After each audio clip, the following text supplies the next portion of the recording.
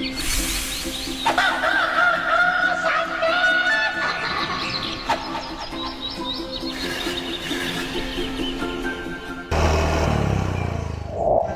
mana? Nah, gua aja susah cari kerja, lu malah nggak mau kerja di kantor malu sendiri. Masalahnya gua nggak bisa Yot kerja begitu. Ya lu maunya kerja apaan? Ngojek kayak gua? Puyeng bego. Tiap hari gua harus pura-pura ramah sama penumpang, padahal gua lagi nggak mood. Dih, emang iya? Ya iyalah, lu kira enak apa? Ya sama Yot, kerja kantoran juga nggak enak. Gua harus presentasi tahu nggak? Ngomong di depan orang banyak.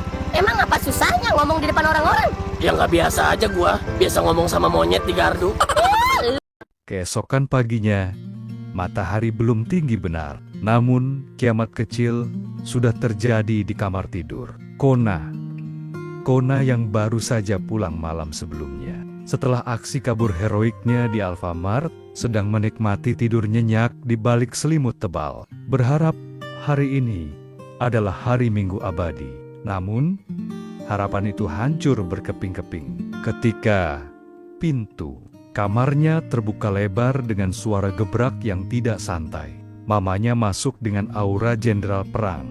Wajahnya sudah full makeup dan rapi, siap untuk menyeret putranya ke medan pertempuran bisnis.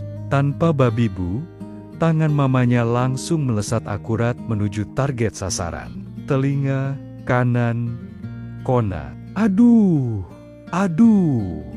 ampun mah, kuping Kona copot, putus mah, putus, teriak Kona histeris saat rasa panas menjalar di daun telinganya.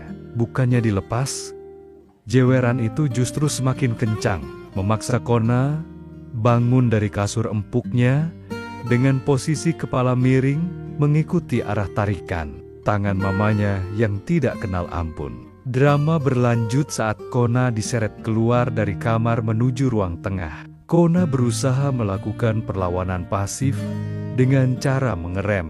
Langkah kakinya di lantai ubin dan berpegangan pada kusen pintu.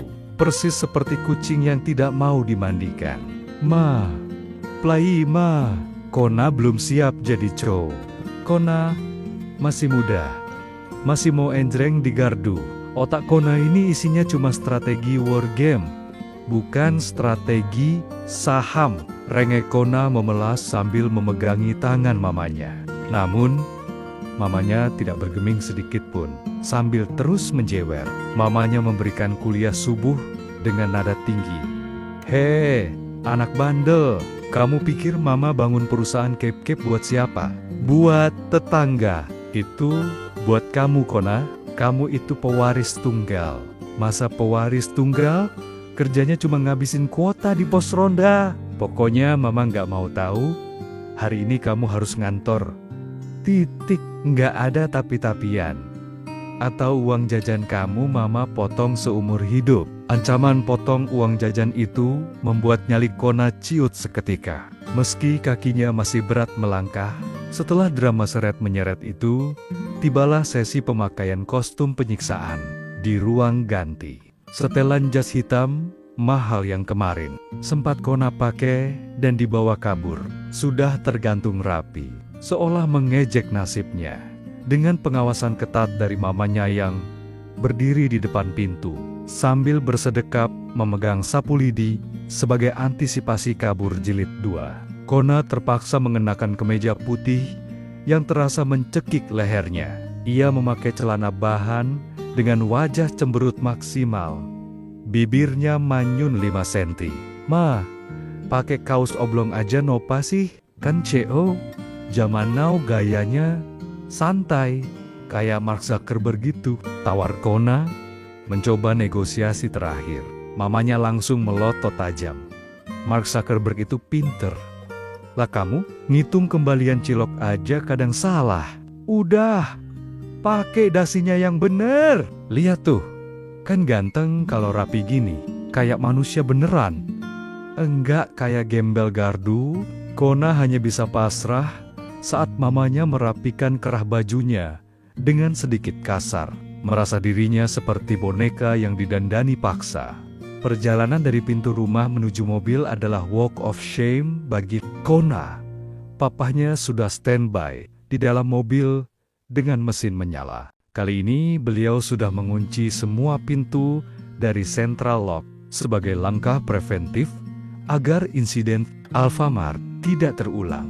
Mamanya kembali menjewer kuping Kona, menuntunnya berjalan melewati teras. Tetangga yang kebetulan lewat untuk belanja sayur hanya bisa senam-senyum menahan tawa melihat pemandangan. Anak mami yang sudah besar tapi masih dijewer ibunya. Kona menutupi wajahnya dengan map dokumen. Malu setengah mati. Buruan masuk. Awas ya, kalau lirik-lirik pagar, mama ikat kamu di kursi mobil, ancam mamanya. Saat membuka pintu penumpang, Kona didorong masuk ke kursi belakang. Dan kali ini, mamanya ikut duduk di sebelahnya, mengapit Kona agar tidak ada celah sedikit pun untuk melarikan diri. Pintu mobil ditutup rapat, blam, dan suara kunci otomatis terdengar bagaikan vonis penjara bagi kebebasan Kona. Di dalam mobil yang melaju menuju kawasan perkantoran elit, suasana hening namun mencekam. Kona duduk bersandar di jendela, menatap nanar jalanan yang semakin menjauh dari kawasan rumah dan gardu kesayangannya. Telinganya masih terasa panas dan merah bekas jeweran tadi. Mamanya merapikan tatanan rambutnya sambil memberikan wejangan terakhir yang lebih terdengar seperti ultimatum. Dengar ya Kona, ini kesempatan terakhir kamu belajar. Nanti di kantor, kamu duduk di samping mama, perhatiin cara mama mimpin rapat.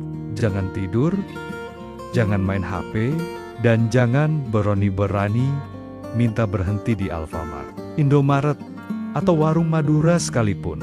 Sekali kamu kabur lagi, mama coret nama kamu dari kartu keluarga. Biar kamu tinggal sama Pak Rungkat sekalian. Kona hanya bisa menghela napas panjang, mengangguk lemah. Nasibnya hari ini sudah disegel. Ia harus menghadapi tumpukan kertas dan rapat membosankan. Terjebak dalam dunia orang dewasa yang sangat ingin ia hindari.